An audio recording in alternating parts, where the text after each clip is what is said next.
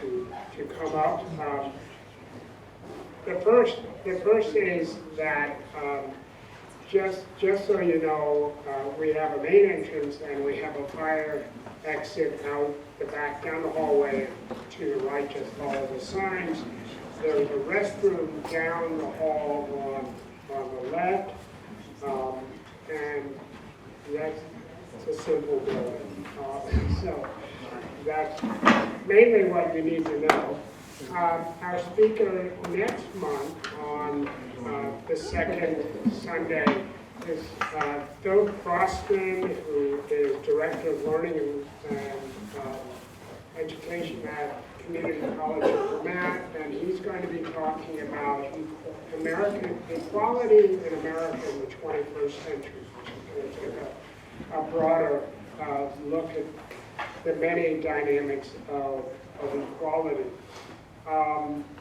And Julie, do you want to make an announcement about the book discussion group? Here I am. So the social justice group here at UU is starting a book discussion of a book called So You Want to Talk About Race? Some of you may have heard of it. It's by Ijeoma Oluo, and we're starting this Wednesday. If you're interested, there's a sign-up sheet, or you can just find me after to talk about more details. Thanks.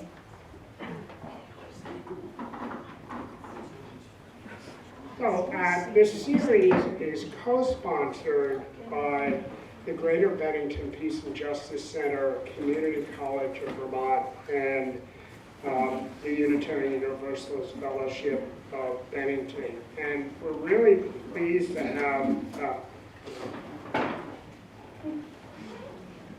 taken Tabitha's stuff apart here.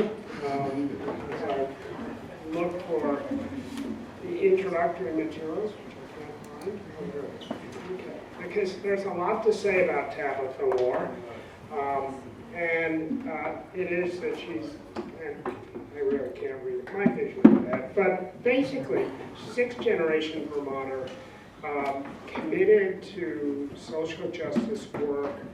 She's a trained counselor with graduate degrees in counseling, and she is president of the Rutland chapter of the NAACP and works with the State Police Training Agency and other statewide organizations in issues of equity and diversity. So, Tabitha, welcome. And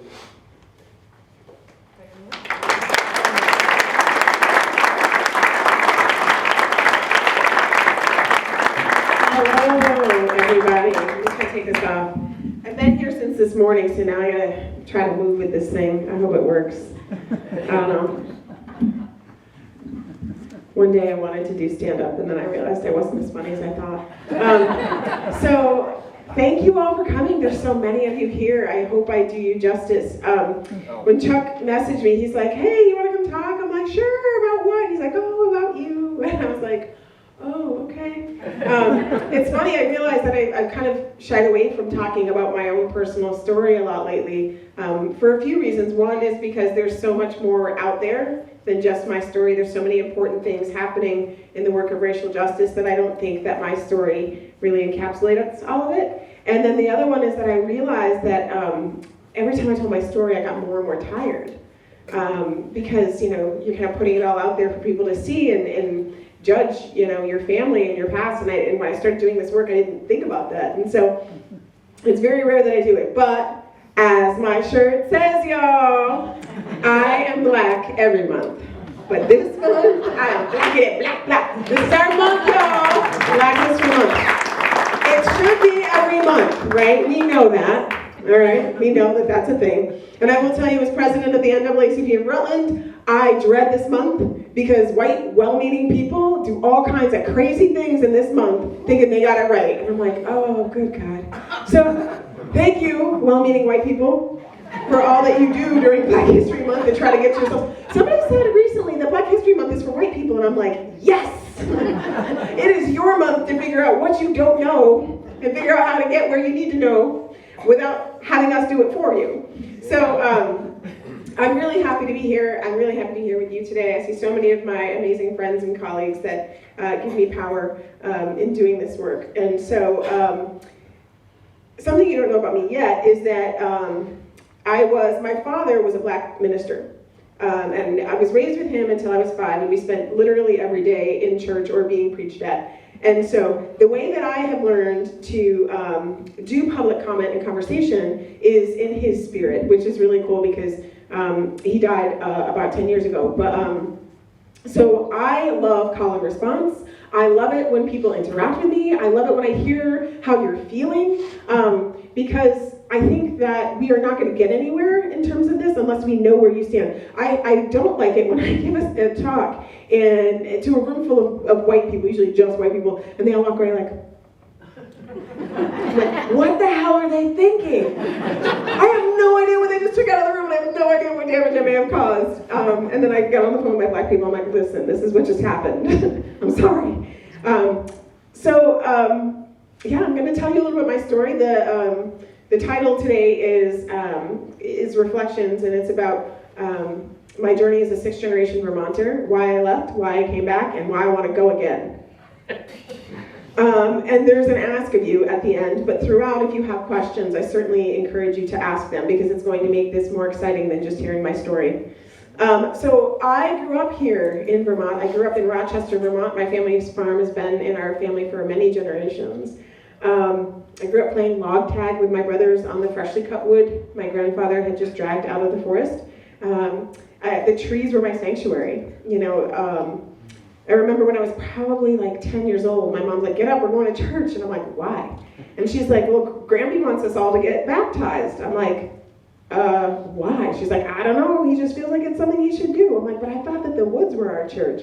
And we all went down the hill, all 3 or 4 generations of us at that point, and we all got baptized. I still don't know what I am, maybe method, I don't know. But for me, I had learned by that point that nature was my church, that the hills of Vermont, that the mountains and the earth would provide for me, because that was what I had learned. I don't think my grandparents knew it at the time, but they taught me to be anti-capitalist by being poor barterers who are incredibly skilled laborers. And so the way that I came up and the way that I am now is heavily influenced by the fact that my grandfather logged the property and sold the wood and tapped the trees and made maple syrup, and that's how they survived. They had 100 acres. And my grandmother made wreaths and was a baker. And so everything we did was like that. And then when my mom had endometriosis and had to have a hysterectomy, and she was a carpenter with my father and a roofer, they didn't have insurance, so they bartered for my mom's life, and they put a roof on the guy's house. So that's when I grew up. That was my Vermont. My Vermont was listening to the brook, and if I ever got lost, just following the brook home, drinking from it. That's what I knew about Vermont. And then right before I hit puberty, my brother was in the throes of it, and my mom suddenly snatched us up from Rochester, Vermont, and said, we gotta go. And my mom is white, and my dad was black, and she said, we gotta go. And I remember earlier in the month there was some issue with them targeting my brother, who's about my complexion, for activities that they, all these things were happening in the school, and they started blaming my brother. And my mom didn't have black community around her, but she knew what was happening. So she picked us up and took us to what was then a more diverse neighborhood in Vermont, brought us to Wallingford, Vermont. I know, I laughed too. When I'm not crying. And brought us to Mill River, where we had almost 1,000 students there, and it was really cool, because all of a sudden I saw like 4 people that looked like me, and none of them were related to me. And there was only 4, but I know all their names still. And that's a funny thing. How many of you, brown people, how many of you grew up in Vermont and went to schools here? Yeah, you know that thing where after you graduate and like 20 years later, people like, oh, hey, how you doing, Tabitha? They're like, we went to school together. You're like, I have no idea who you are. But they know your name and everything about you. That's the thing about being hyper with y'all know what I'm talking about. You don't know yet, but you will. 15 years from now, you're like, who was that? You're not going to know. It was a random white person you went to school with who remembers you that you will not know. And it'll happen. It's just a thing. Anyway, so they brought us to Mill River, which was much bigger than our tiny little town of Rochester. And their hope was that this would provide us with a more diverse experience. My senior year at Mill River, there was a substitute teacher in my science class. And this substitute teacher told my good friend's sister's class. So if you grew up in Vermont, most of your friends are going to be white. It's just the thing if you're brown. There's no choice. That's pretty much all there is. And so luckily, this family was a well-respected family of white women. And the little girl came up to my friend and I and said, you know, the substitute teacher just told us the craziest story in biology. And we're like, well, what'd she say? And she said, well, she told us that the reason black people are black is because they descended from apes. And the reason white people are white is because they descended from God. This, was 1996. And I sat there, my friends and I were like, oh my God, and she's teaching this to the upper level, these are like the smart kids, right? Whatever. That's who she's telling this story to. And so I'm sitting there in the library, knowing I'm supposed to go there the next period. And I'm like, oh, hell no. Because there's kind of only a few choices you have if you're a student of color here, growing up in Vermont. Because you're either hyper-visible or invisible.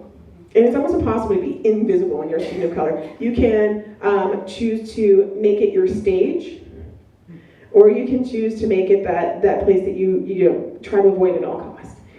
I think you can't avoid it. Yes, you can't avoid it. And at some point, you're going to find yourself on that stage, whether you want to or not, and you have to choose what you're going to do with it. And I made a choice because I was active in theater that I was going to use my voice. And so I went because I worked in what was then called upper house. We had upper house and lower house, and we had house masters. Yeah, it was one of those things that I didn't like about school. But the upper house master was, it is still a dear friend of mine, and I was working in his office, and I said, Mr. Markey, I can't go to that class. That's, this is what she did, and this is what she said. And she came in with her little blonde hair and blue eyes and said, it's true, Mr. Markey, that's what happened. And Mr. Markey's like, okay, this is what we're going to do. You don't have to go to class, Tabitha. I was like, cool. He's like, we're going to have a conversation with her. I was like, okay. And so I came back the next day, and I'm like, all right, is it good for me to go to class? And he's like, oh, no. She's still here for another 2 weeks. You're just not going to go to class the rest of the time she's here.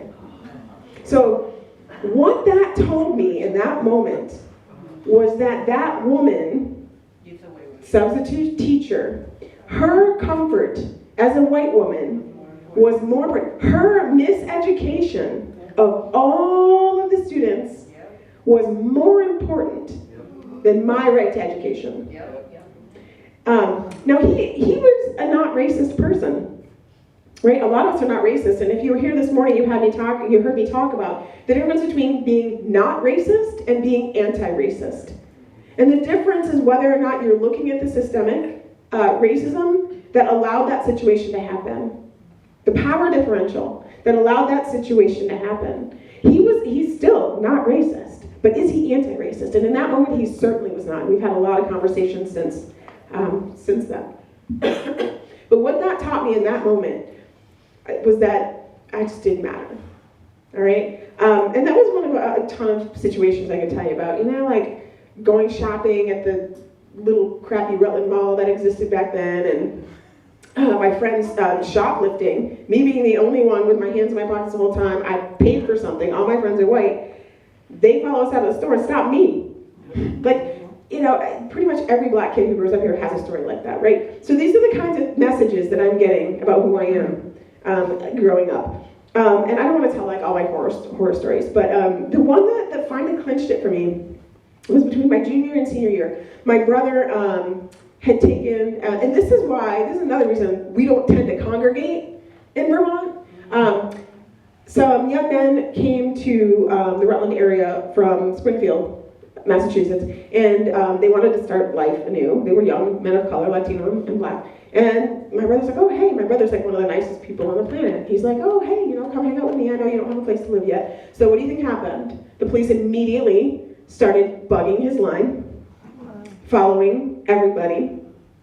And without going into too much detail, a group of young white men did not like that and decided one day to come to my brother's house.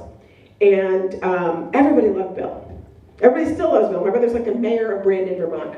He's just an amazing human being. And we were all in the house getting ready to go to picnic. Bill's like, everybody stay inside, stay inside. And I'm gonna go deal with this, because I know these guys. And I looked out and I saw a guy that I had used to date. I'm like, all right, Bill, go take care of this. Well, he tried to take care of it until he got a brick in the side of the head. And I looked up the street and I see the police watching it all happen. The police knew it was going down. They came to watch. And then to arrest us. And if you look at all of the drug task force and all of that stuff in Rutland now that came out of the 90s and the gang problem, that originated that night. The night my brother was beaten. But you don't hear that story when they're proud of themselves for all of the work that they've done around that. They put all these sensational articles out about how they had concerns about drug sales and prostitution because they had a picture of me kissing my boyfriend. Which was when I realized that I could never just be a brown girl cheerleader who worked 3 jobs and was in stage 40 and on a roll and all of those things. I was a sexualized being. And I was a prostitute at the age of 17. And so I said, fuck that. And I made it out myself that I was leaving Vermont. I was never coming back, and I was never having kids, and I was never getting married. Clearly I'm a liar. Because I did all 3 of those things, and one of my kids is back there right now. But I had to leave. It was very clear to me that despite all of my time on those logs and the fact that I knew those woods like the back of my hand, I was not a Vermonter. And you hear a lot of that rhetoric, here in Bennington especially, about who's a real Vermonter. They don't usually come at me, because I will out-Vermont all of them with my 6 generations. That aside, I left. And it was the first time I had an opportunity to be around more than just 2 people that looked like me. In college, I did experimentation with my hair. Everybody told me I had difficult hair in Vermont. Oh, girl, you got that hard hair. Oh, we don't know what to do with it. Legit, I'm getting there. I came back from my brother's wedding in 1999, and the hairdresser literally cried because I was an hour and a half late for my brother's wedding because he could not curl my hair. He did not know what to do with it. But in my freshman year, I took this message that I have hard hair, read black hair, and we don't know what the hell we're doing with that. And I burned my scalp severely because I picked the wrong straightener. Because I didn't know. Oh, you got that hard hair? All right, let me go read that. And I got the wrong one. And so that began my kind of experimentation to find my blackness. And through that process, I started picking up pieces of myself along the way that I didn't know were missing. I didn't have a lot of opportunity to be with my dad because he was back out in California, because I don't blame him for not being here. But I went to a small women's college, and that's the first time I realized that there are different ways of learning. There are different ways of being and knowing, and you know what? It was easy. It was so different than the education that I tried to get here. I found that it was, like, when I spoke, people understood me. Like, all of a sudden, I wasn't speaking a different language. My ways of conceptualizing the world were not frowned upon. I didn't get C's and D's in English because I didn't think the way the white people thought. And it was, or the men in that case thought. And I started to realize, holy cow, what have I been sold? Right? And it was that awakening for me too. And then I moved out to Syracuse and got my master's in marriage and family therapy, and I became a mom. That thing I said I was never gonna do, and I was like, oh, okay. Well, now I gotta raise other people, right? I gotta figure out like who these people are meant to be. And so I wanted to go back to my place of spirit, which were the woods where I was born. Where I grew up, right? I wanted my kids to know the peace of Vermont. I wanted them to know what environment can look like, the clean air, right? The slower pace. I wanted them to love the earth the ways that I have learned to love the earth. That's what Vermont has to offer. And that's not just for white people. I am a Vermonter. So I wanted to go home and reclaim my roots. And so I was also, at that point I was married, and my spouse at the time had been in the military and was really quickly declining. And so I needed to go somewhere I would have support. So we moved here to Vermont. He's from Texas. He's like, what the hell is this? I'm like, I'm sorry. And he's white. He's like, this is really white. I'm like, yeah, sorry. But, you know, mountains. There's just something I wanted to give my family. And so, I forgot to set my timer, so Chuck, wherever you are. I hope you're keeping time. So I wanted my family to experience that thing that is Vermont, that thing that everybody tries to sell, to bottle and market, to make Vermont, you know, a place people want to come. But what we're not making a place that people want to come, I'll talk about that in a minute. We can get on that soapbox in a minute. Anyway, so we came back to Vermont, and I decided, because my life was just in this place I never imagined it to be. I never thought I'd come back here. I never was getting married, like I said. And so I came all the way back to my roots, because I needed to reclaim all of them. All of those pieces that had been stolen from me in the halls of Miller Union High School, right up the street. I wanted to go back through those halls and collect myself. I needed to show myself that I was more than that place made me out to be. That science teacher that told me I was constantly going off the deep edge, I came back, I was making more than him. And he needed to know that. And he did. And that those crazy ideas that everybody said I was having, you know, I was getting paid for that. All that talk I do about racism and racial justice, I'm making money off that now. Which is the only thing they valued rather than actually, you know, what I was talking about. So I was not super shocked to find out that Vermont had not really changed. There's a few more people of color, like, hey! We now had an aisle in the Walmart where I could get like a couple of hair care products. That was fantastic. A 2x2 square. Girl, you got pink oil, you got Dax, and maybe like some of that, I don't know. Zip Dark and Lovely, yes. But it was more than that was ever there when I was a kid. It's not enough though, just saying. To put it in the ethnic hair care aisle, it's problematic. Anyway, so not a whole lot had changed. However, actually, a lot of the teachers that had taught me 20 years earlier were still there. And they were still teaching the same thing. And so I became a school counselor there. And Mr. Markey, the guy that I mentioned, who had brought me here, we had a lot of really great conversations. And it opened his eyes a lot. He's like, I did not realize. And I'm like, yeah, think about how many kids come through here not realizing. Think about all the young white supremacists we are churning out here. Because we don't know. And he's like, oh God. And I'm like, yeah. So what are we going to do about it? And so I worked in my alma mater for about 8 years and left. I left full time because racism is a bitch. And that system tore me up and spit me out. It was awful. There's teachers that still to this day in the school require kids to read Huckleberry Finn. The one thing they stopped in my 8 years, because I complained about it, was the practice of forcing kids to say the N-word while reading it. They still read the book, they just skip over the word. And that teacher's still there, still menacing children. And in the process of being torn up and spit out at November, I decided that I needed to do something. Because I said, I came back here to reclaim my roots and to make sure that kids would not have to go through what I went through. And so I started the branch of the NAACP because I wanted to create a beacon so that people could find each other. Because it's so hard for us to find each other, and that's how I found Mia. That's how I found Kaya. Right? It was by doing this. We've eventually started. We've met each other in sports. We didn't even know it. We're sitting here talking about the other black ref. Like, oh, me, you, and George, right?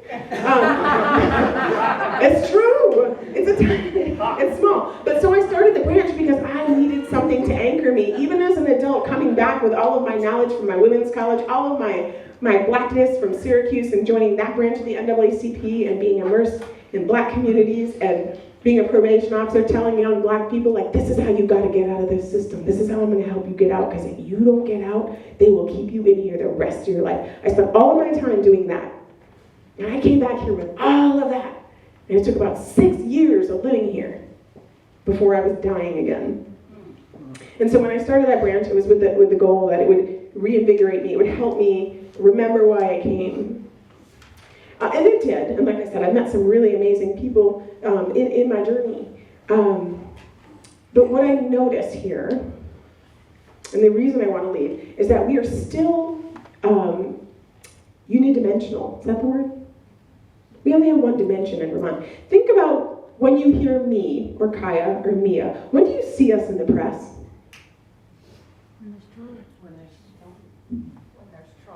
When there's trouble. Not just any trouble. They don't ask us to comment on the state of political affairs, even though Kaya was a legislator, and they're not asking us to talk about, improper ballot box stuff. Nope. The only time you see us is when there's a racial issue. They don't ask us to comment on the latest play at the Paramount Theater.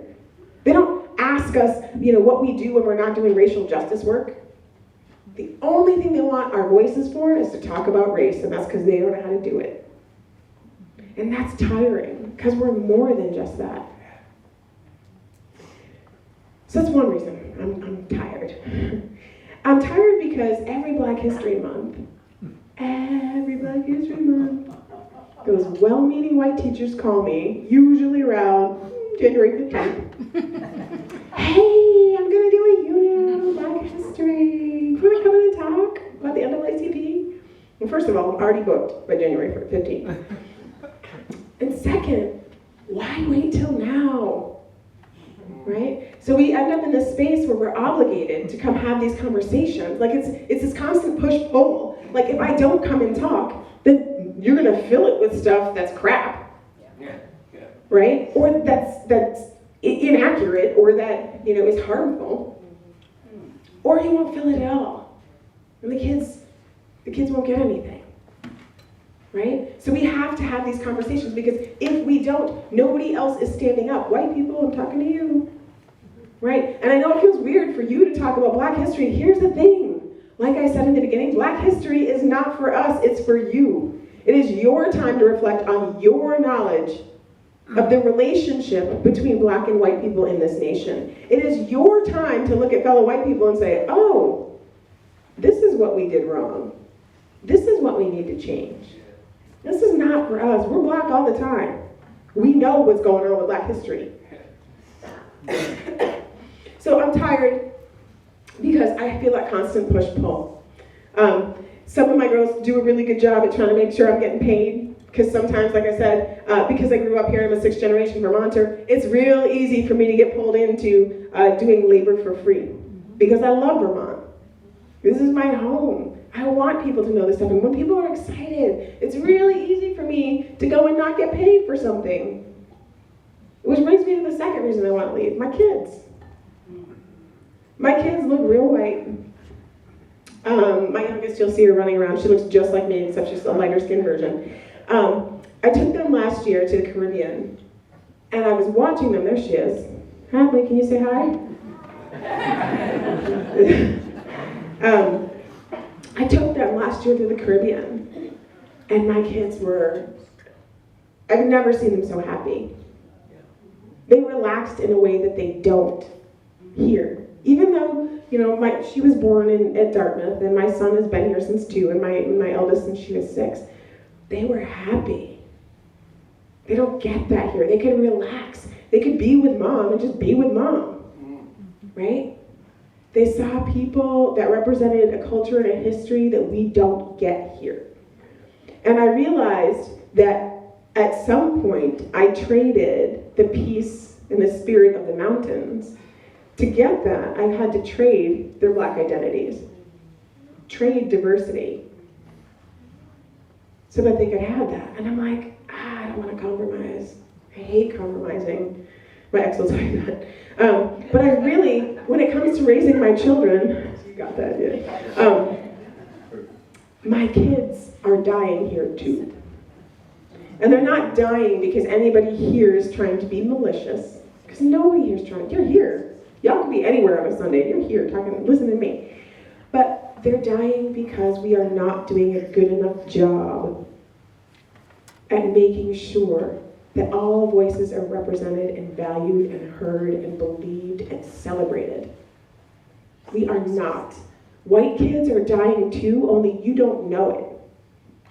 Because there's too much other stuff for you to live for. But they're dying too. And that's also why Vermont is dying. That's why we have people putting out cockamamie ideas. Come live in Vermont, we'll give you $10,000. Give me $10,000. Girl, that'll cover therapy for a year. That's about it. Maybe some fines when you get pulled over. But that's about it. If we want Vermont to be a thriving community where people want to come, we have to look internally and figure out what it is we are missing. And I'm making it easy. One thing we're missing very clearly is a non-white lens through which to view everything. It's easy. I mean, Vermont is a place people want to come. A lot of people, we like to ski sometimes. I don't, but I have friends who like to ski. We got money. The fastest growing group of entrepreneurs is Black people. We're hardworking. We're really good at what we do. But Vermont is not trying to recruit people of color. Right? That you might see when you watch like the ads on TV, count how many brown people you see trying to recruit to Vermont. You might see one. Maybe. Right?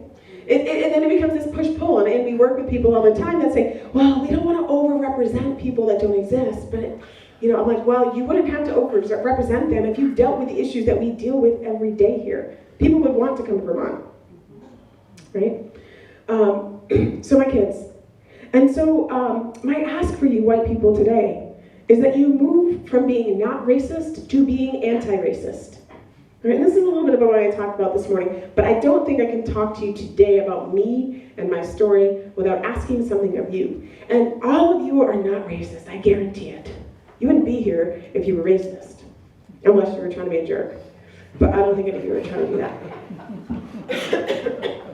But to be anti-racist is to move from that place where you sit on the sidelines, or maybe you just, send a check once in a while, to questioning the system, regardless of whether or not we were in the room. To understanding that this impacts you too. You are dying too. We're just dying faster and more violently. Right? So that would be my ask for you. So that's why I want to leave. But I want to stay because, like I said, this is my home. You're my people. You're what I know. But if you don't do something, we're all going to keep leaving. All right? That's really what I had for my personal story piece. But I do want us to have an opportunity to talk about what you're thinking, what you feel. Black people would be like, what you got to say, white people? I do want my brothers and sisters in the room to have an opportunity to state their piece as well. So that's really what I had to say. I came back because this is my home. Because these are my roots and because I am Vermont, whether white people like it or not. And I want to leave because it's exhausting trying to fight on your own land all the time. Meanwhile, my Abenaki brothers and sisters are like, tell me about it, Tabitha. What's it feel like? Right? Shout out to the Mohegan band of the Abenaki. All right. So tell me something. What's going on for you? I have another mic, right? Yes. Yeah, all kinds of things over here. Is that it? Nope. Yeah. It might be this one. Hello. Anybody? Over here. We went to the Martin Luther King celebration just recently, and there weren't very many black people, if any. I mean, I didn't recognize any. Does that make a difference? Did Martin Luther King make a difference? And if so, I mean, first you kill the people that you make into saints. Mm-hmm. So he's one of our saints. How do we use that? I want to make sure I understand your question. So you attended a celebration where? Right here. Okay, a Bennington MLK celebration. There weren't a lot of black people there, right? And the question is, did he make a difference? Well, why weren't there more black people there, number one? Mhm. Number two, isn't Martin Luther King important? Isn't he a catalyst? Isn't he a Mhm. form of energy that Mhm. can energize the community? I can't answer why people weren't there. I mean, that could be any host of reasons. I see some black people in your community who have something to say about that. They're gonna in a second. I didn't know about it. We didn't know about it. Never heard about it. Interestingly, in our society, MLK Day is more about car deals and things like that than it is about, right? In schools, just talking about his whitewashed legacy of I have a dream, not all the radical stuff he said about capitalism or what he talked about in terms of political death or anything like that. So if I were in this community and I saw something like that, I'd probably be like, unless it's about the radical history of Martin Luther King, I want to hear it. I don't need a whitewash version.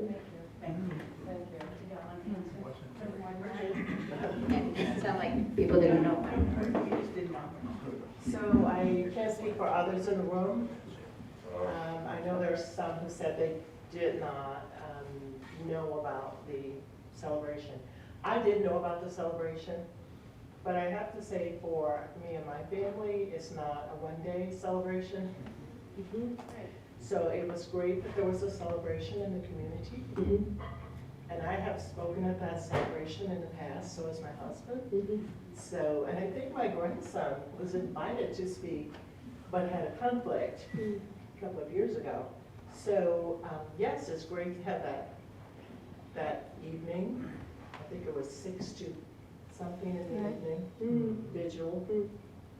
But there were other occasions, other activities that my family was engaged in that particular evening. And as I said, it's a celebration all through the year. That's right. It's not January 15th or the day designated Thank by you. others in the nation. That's right. And like I said, Black History Month is for white people. I would actually say MLK Day is for white people too, because we never forget him. Absolutely right. Yeah, it's kind of on that same thing. I didn't grow up. I think I'm. There you go. Right up close. I think I didn't grow up in Vermont, but I did grow up in a significantly white community. And anytime MLK, slavery, Rosa Parks, anything like, I'm automatically the expert, and there's certain expectations. So I don't a lot of times go to events that white people put on so that they can put me on the spot to be their expert about everything MLK related. Yes. This is what happens when I do this. Yes. I showed people this morning, and this is the look that, especially if you grew up in Vermont, this is what you're used to. Because this is like the front of the classroom, and your teacher's talking about slavery and Dr. King, and you're sitting in the back, and you see every classmate do this. And the teacher too.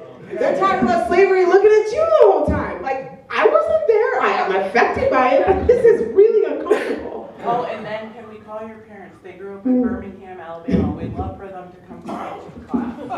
Which, and I know that there's some well-meaning white people that are like, what the hell? How do we get this right then? If we can't call on you, what do we do? First of all, educate yourself. Right. Amen. You got to figure it out yourself. You have to know your resources beyond us. Don't just, it's really fascinating, and I said this morning too. We're in the middle of dealing with an issue at a local school in Rutland where they just had this, colonial trade triangle activity where there was the Americas and the British Empire and the east coast of Africa, where they were selling silver and slaves. And I'm like, the only difference between this and a slave auction is that it's pieces of paper. Everybody knows a slave auction is wrong. Why did nobody just get on Google? Like, you can Google some stuff and be like, will I get in trouble if I do this? Like, even if that's all you're worried about. It's like, is this curriculum basically? And I'm not picking on this school alone, because I get it at Mount Anthony. I get it, I've had it down in Windham County. We've had it, over in Green Mountain. I have not fielded a call from any district. Every single district.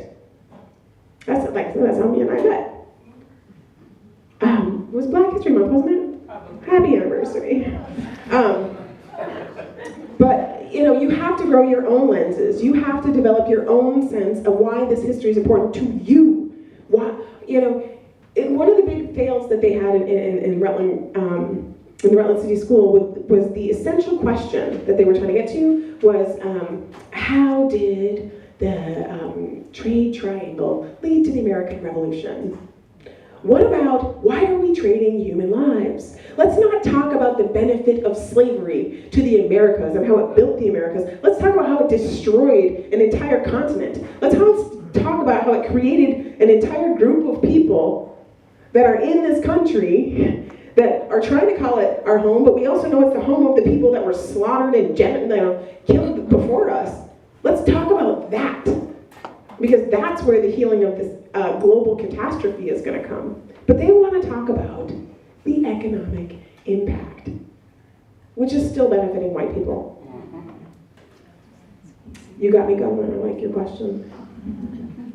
Well, just to answer this man's question over here, first of all, a lot of us I didn't hear about the thing about Martin Luther King, and if I were to hear it, I'm thinking to myself, why are we even doing it? For the simple fact that when you walk into the schools, there are no images of black faces at all. No mention at all in any of the schools. I know, because I work in one of them. Okay, so with that being said, how can we even know to even think that it's going to be even taken seriously, right? Because we don't see those images at all in our schools, and the teachers don't teach it, okay? And they're slowly repealing a lot of the civil rights laws. And if you notice, everything is about civil rights and slavery. Black people did more than that, than just slave things, right? They're not talking about Marcus Garvey and his organization that he started, right? Mm-hmm. And all the other people that started businesses that were black. They don't talk about Black Wall Street. That's right. Okay? There's other things that black people did in this country that is definitely being left out. So to only sit here to talk about Martin Luther King, okay, when we know that there's many other leaders and many other leaders that have businesses and made impacts in this society, we only stuck on the slavery part of how we got here, which is what? Brutal and barbarity, right? So now when we're talking about reparations, then that's a problem, right? Because all we talk about is the brutalization of slavery, right? That's what it was, forcing people to do things against their will, so. Thank you. Sean, you actually made a couple of excellent points.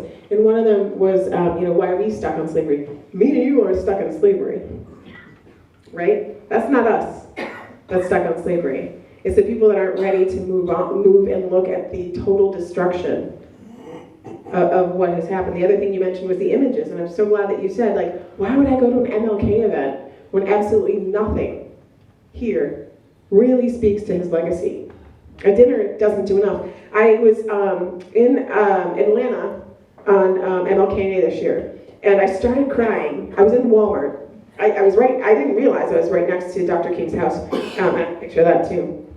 But I was in Walmart and I started crying because everywhere were pictures of Dr. King and other civil rights leaders. And I was just staring at them. And the cashier's like, ma'am, it's your turn. I'm like, oh, I'm so sorry. I'm like, I'm just struck by that poster. Do you put that up for the month or for, to celebrate his legacy? She said, no, that's up all year. All year. I was 2 blocks from his house. It struck me that it is just part of who they are and what they do, that he and other leaders, black leaders, were there. You don't see yourself like that here, but we could. We could.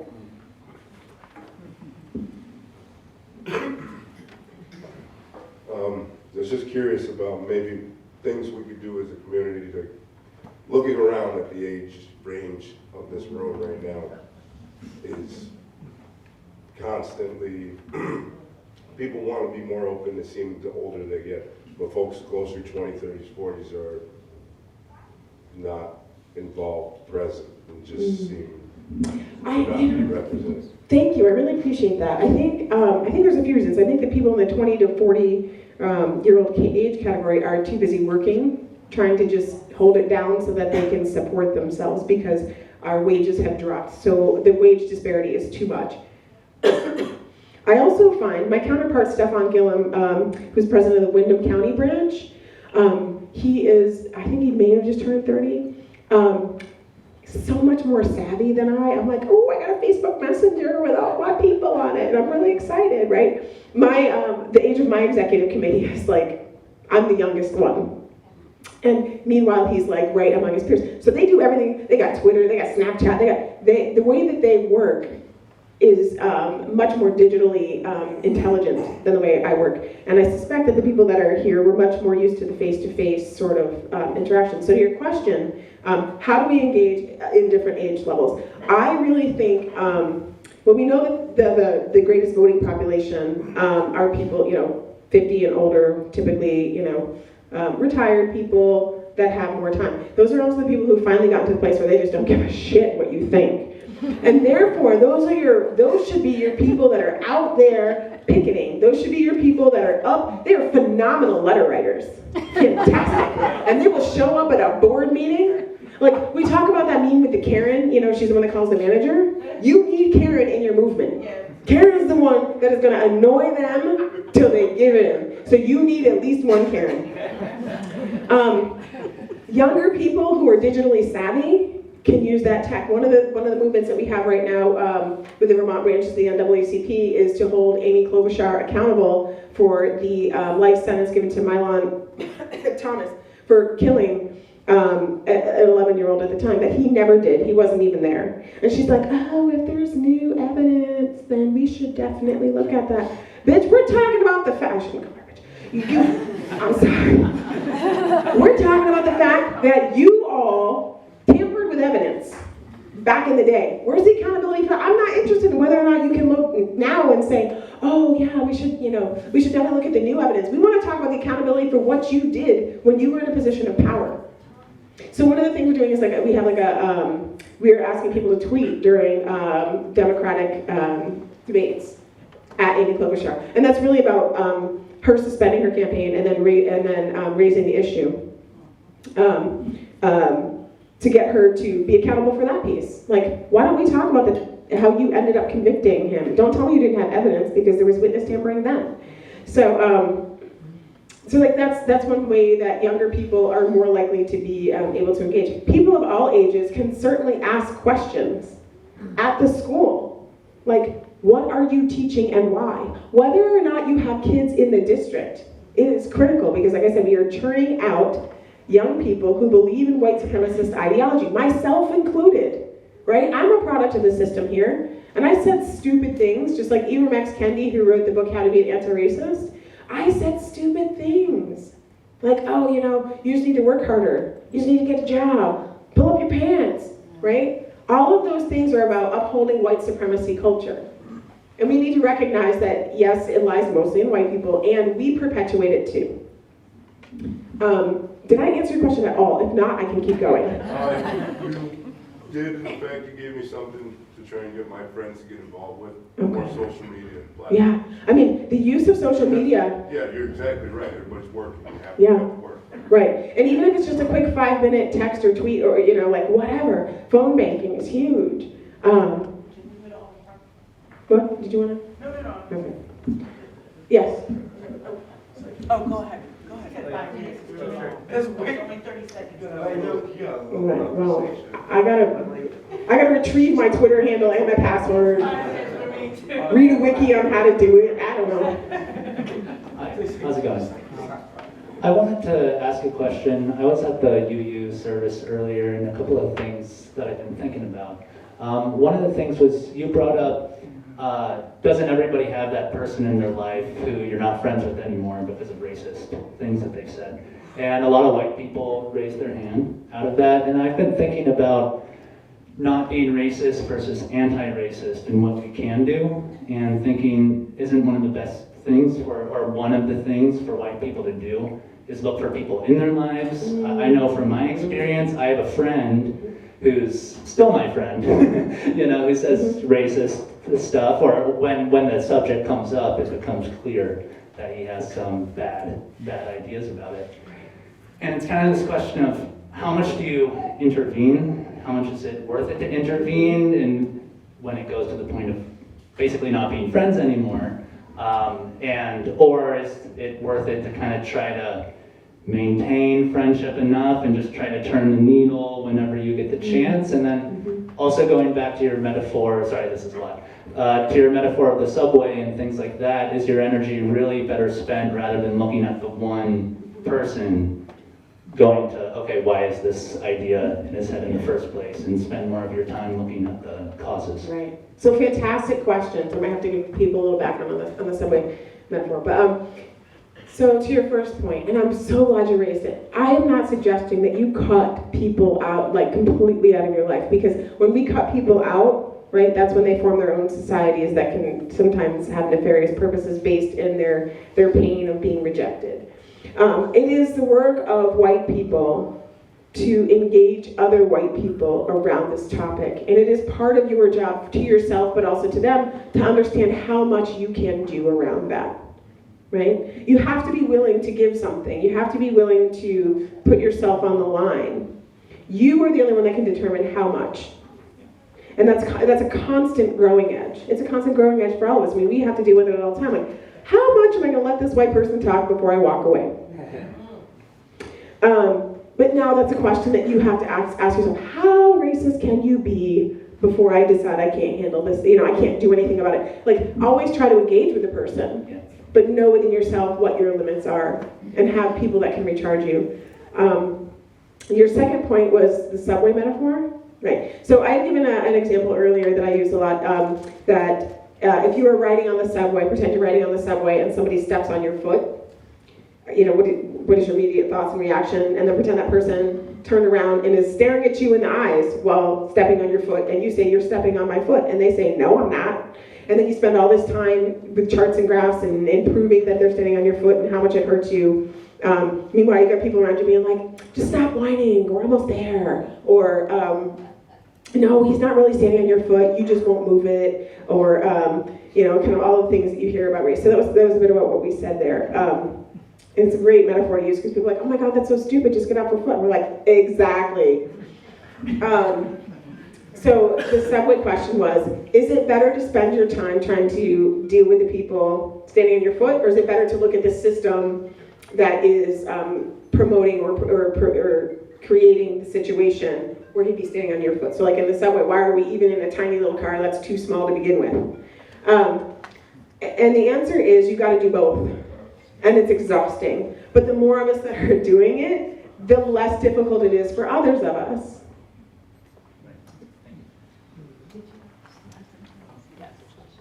Can everybody hear me okay? My name is Patricia Johnson, and thank you. Reminder from my team, savvy team, tech team. Come on. I'm so grateful that I grew up in Bennington, Vermont. I've got a lot of great experiences, but I also have some not so great experiences. Over the summer, I was driving my child to his double sessions at football here at the local Mount Anthony, and I noticed that every day there was a car parked there with a huge Confederate flag smacked across the back of the car. And that called me up. I said, girl, when I was dropping off Gavin, she's like, I saw it too. So I called the school and I said, so it appears that there's an employee that works there because the car's there every day. And, well, we've never seen that. We've never seen that. Well, I have some photos I'd like to forward to you that I've taken on my cell phone multiple days as I bring my child there to the school every day. Got a lot of resistance, but once I showed the photos of the car with the license plate and the Confederate flag, I have not seen the car since. So I was grateful But that... there's more to that, because we sent them another picture too, right? Right, there was some racial slurs and hand gestures that had come up in one of the players' Facebook photos. Mm-hmm. And we were concerned that our children were going to be targeted and put at risk by those who were were in that picture. And they didn't really address that in an effective manner or timely manner. In fact, I don't think that we've gotten a response since. Well, we got a little bit of a response, but it was more like, it didn't really mean anything. Kids will be kids. So I was just wondering, well, we did get the kids will be kids. I almost said. Boys will be boys too, right? Yeah, should I reach out to the mom personally? Because it was actually a person that I knew, and I was shocked that she would allow something like that to happen. So just wondering what your thoughts are when things arise so that we can protect our children but educate our children. Yeah, I remember when this happened, and I'm sorry that you never ended up getting a better response. Well, white people, what should we do? Speak up and get out of the car and go knock on the damn window and take their flag. I'm here for protect. That could be really ugly. I would probably go to jail. I was gonna say, it's not safe for Patricia to do that. But like I said, I would have done it, Patricia. I'm another Patricia. And I'm she'd be like, it wasn't that Patricia. No, officer, it wasn't me. No, but that's a really important point. The reason I'm asking the white people is because it is too dangerous for Patricia Johnson to do it. That's right. She has gone, Mia has gone. You have very powerful black people in your community who are speaking up and they are not being listened to. It is your job to back that up and be like, wait a second, I heard about this. Why haven't you done anything? So my expectation is that by Tuesday, Mount Anthony School will be calling Miss Patricia or Miss Mia or even me like, Tabitha, we got a problem, what are we gonna do? That's my expectation. Another parent already called. We don't, see, here's the thing, they may have. But a lot of times what happens is that these are isolated incidents. Nobody's looking at the pattern, nobody's connecting it. So that's why I say to you white people in the room, you must take this up because she is just trying to live her life and protect her son. And I thought, what message does that send that I'm bringing my child, and we both are bringing our children to school every day for these double sessions, they're representing the school. Right. That's not, my child can't Right. feel good. I don't feel good driving him into a place where there's a huge Confederate flag. Does everybody understand the problem with the Confederate flag? Because I know that, okay, y'all understand it, right? So do you want that in your community? No. Do something. Yeah. All you have to do, take Patricia, she's not playing. I'm serious.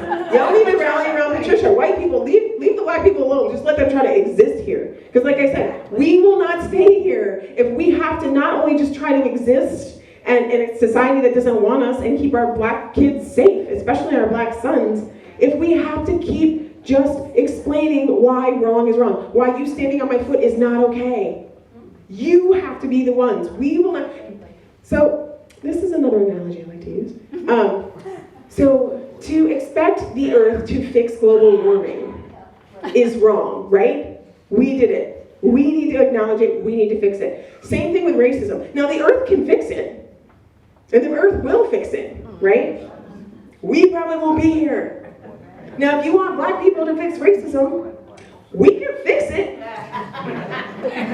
But as a wise woman once said, relax, we're not going to go out and get violent. Because we have, for hundreds of years, raised your children. We have been your confidant. You took our kids from us so that we could nurse and create life for your children.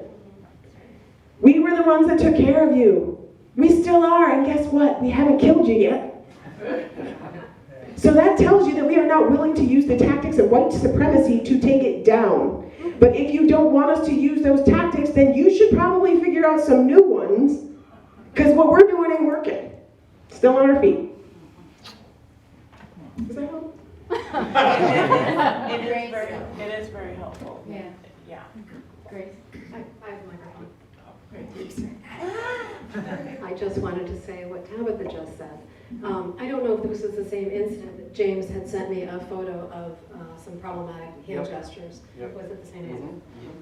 And I took it to Mount Anthony. And I never heard back what happened to it, but I took it directly to the person who needed to know about it. And perhaps what we need to do is, instead of me hugging all of the conflict for the white people in this community, maybe I need to share that with everyone else. I know at least Second Congregational Church is very well represented here, and UU is very well represented. If you send me a photo, I will send it to my network also, and we will do something about it. You have to have a strategic meeting where you create action steps and then go to the school. It doesn't matter if you know what you're doing or not. I didn't know what I was doing. I'm like, I'm gonna start going to the NAACP. Everybody's like, great, lead us. I'm like, oh, I didn't know. You have to get in there and be active, and that's how you learn, right? And to your point about community, that's, yes, because it is very clear your police department ain't here to deal with racism. Your town manager isn't really excited about it either. Now they say they are, they may be not racist, but they certainly aren't anti-racist. And if you're gonna deal with the white supremacists that you have in your community, you need anti-racists. Absolutely. Somebody else? I also wanted to address the question that Dane had about at what point in time do you stop talking to people or unfriend them. I say, don't unfriend them. Talk to them and talk to them and talk to them until they unfriend you. Force them to unfriend you. That's a great, I like that. See, I'm telling you, white people have strategies. I just wanted to say, when you're helping us too, be prepared to hear the same answers that we get and call their bullshit. Yeah. You gotta call bullshit because they came back to us and said, oh, that's not really what that hand gesture means. It means something totally different, and that's a nice way to wrap it up and put it in a little bow and pretend like that it doesn't exist. So you have to, they're gonna come back, they have responses, nice and pat written down, and they might seem reasonable, but they're not. You need to call bullshit. And if you hear it from 10 people, you're more likely to react. Yeah. If you guys can remember a few years back, there was threats about Crips and Bloods and all this other gang activity going on in Bennington, right? Now we have a situation where we know for a fact that there's what we call white identity extremist gangs, and they're throwing up signs and doing all of those things, but nothing's being said about that, okay? You guys gotta pay attention to that. That's definitely going on. I hear some great calls to action. I hope y'all write down. So I'd like to add to that chorus. I think going back to saying, what are you going to do in that subway situation? One of the things that happens, again, if it's around a sense of community, you only get a sense of community when your community is there for you. And if you're watching as a bystander, that's not community. That's right. That is watching me die. That is watching my children die. That is watching people who pay friggin' taxes in this town and are part of this state, watching them die by choice. So you have to move from that place of comfort to discomfort. And part of that discomfort also might mean paying attention to who else got hurt while they watched that person have their foot stepped on. That's right. So who else? What other child, what other individual now sees themselves dehumanized because you let somebody step on their foot and remain so? They now know that they don't matter because you made it clear. So if that is not the message you want to give, you need to change your language immediately. Can't you go to amen? Okay. So I'm going to call out the hand signal for what it was. All right? It was an Aryan Brotherhood hand signal. Now, they're trying to say it's something else, and they're dead wrong about what they're saying it was. But I'm going to tell you, the head of this group of kids who was doing this Aryan Brotherhood hand signal is the same kid who was the head of the kids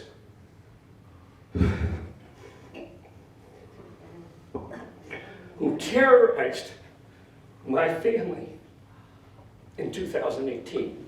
Same group of kids. Ding-dong ditch for 3 days. And it's just kids being kids. Same kid who leads this group, the Nazi symbols that were on the trees that we talked about in 2018 and even in 2016 are directly behind his house. That's the group of kids that we're talking about. And I have no problems pointing out and proving that it's an Aryan Brotherhood hand signal, because for 3 years, we've had the Aryan Syndicate recruiting in Bennington. And everything gets written off as just kids being kids.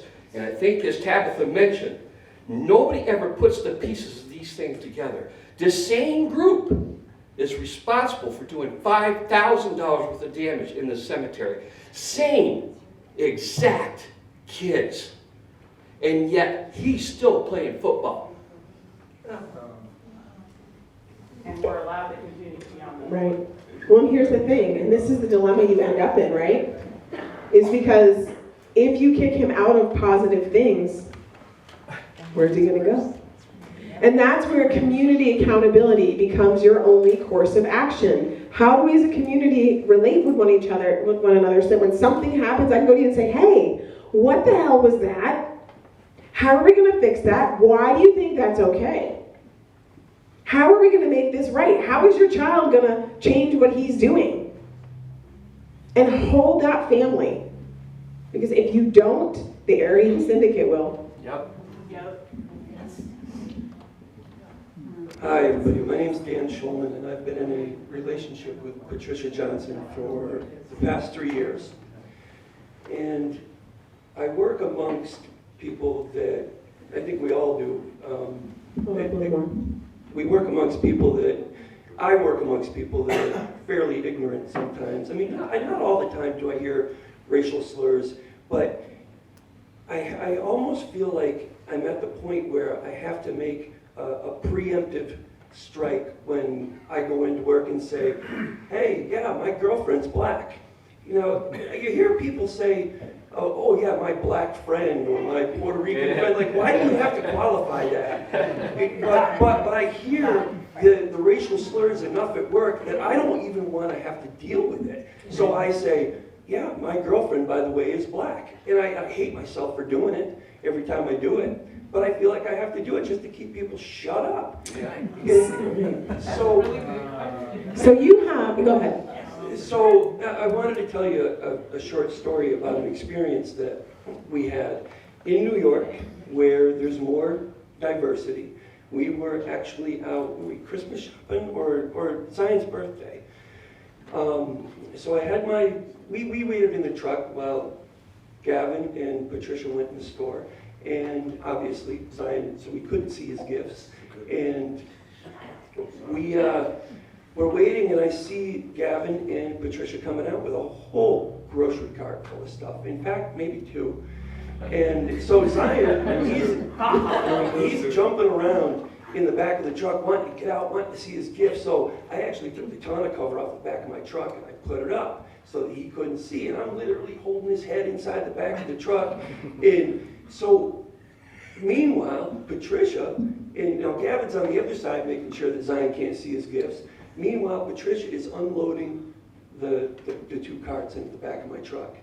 And an African-American woman came up and said to me, just out of nowhere, said, you need to be unloading that cart, and she needs to be sitting in the truck. You need to be helping her. And I said, I know that she's perfectly capable. We do this as a team. And I don't see her as a woman that needs help. I see her as my partner. And the woman responded with, you are just an N hater. Those were her words exactly. And then 2 other biracial couples walking by in the parking lot came in, and I mean, they blew up on this woman. And I just couldn't believe it. I mean, it was obvious that I'm with her. Her black son is in my truck. Her other son is, it's obvious we were all together. And I think that person took it a little too far. I mean, it was just an experience that I never thought that I would ever have. So, so what it's like to be just shopping and get people saying all kinds of stuff to you. So I have 2 responses for you. One is to the colleagues and the whole thing at work. I would challenge you to, because if you hate yourself for preempting by saying the race of your partner, don't do that.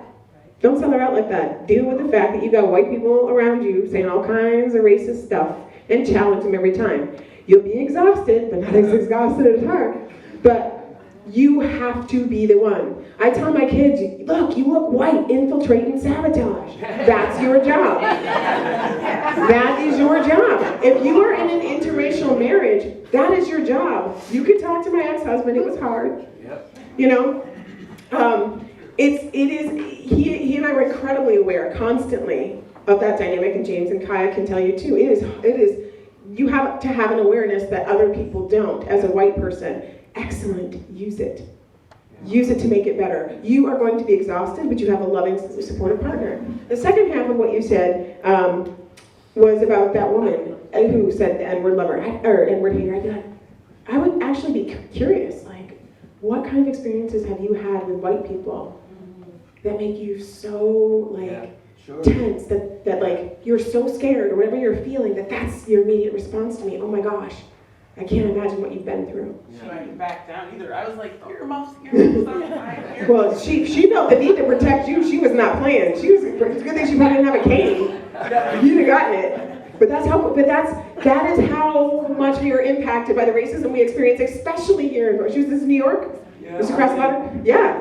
She probably like, all right, we don't know what's gonna happen here. I see a Vermont license plate. We got her captive, honey, blink once for yes. That's probably where she's going. Chuck's here.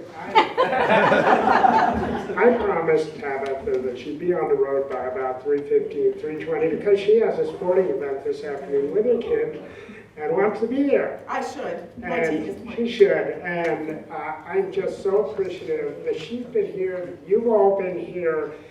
This series is possible because of the contributions of the Greater Bennington Peace and Justice Center and the Fellowship and Community College of Vermont, but also the gifts of individuals. And there's a basket out on the table up front. It's not no requirement, just an offering. But thank you so much for being here. Thank you all.